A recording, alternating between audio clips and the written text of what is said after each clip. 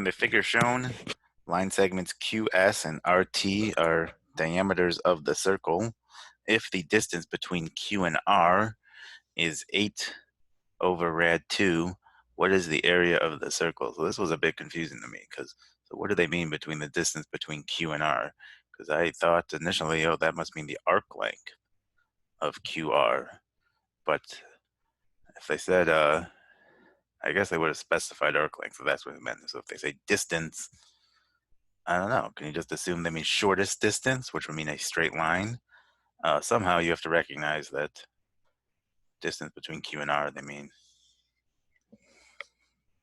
a straight line. So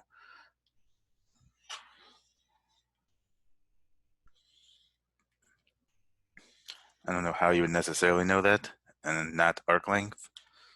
Maybe, I don't know, something about the word distance.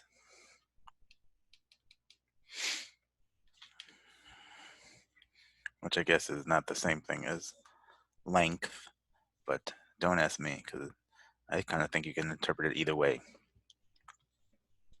Anyway, so we know, so the distance between Q and R, so the hypotenuse here is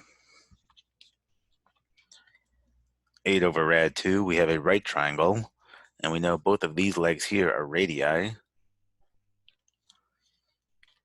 So we have a right triangle, and two of our legs are the same. What does that mean? So that means we have a 45, 90 right triangle, which is a special right triangle. And you should know the ratio of the sides of a 45, 90. They are in the ratio of 1 to 1 to rad 2. So what does this mean here? So we have R to R rad 2. So what this means is R rad 2 is equal to 8 over rad 2. So divide each side by rad 2. R is just equal to 8 over 2, which is 4.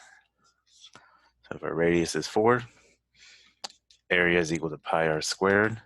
So pi times 4 squared should just be 16 pi.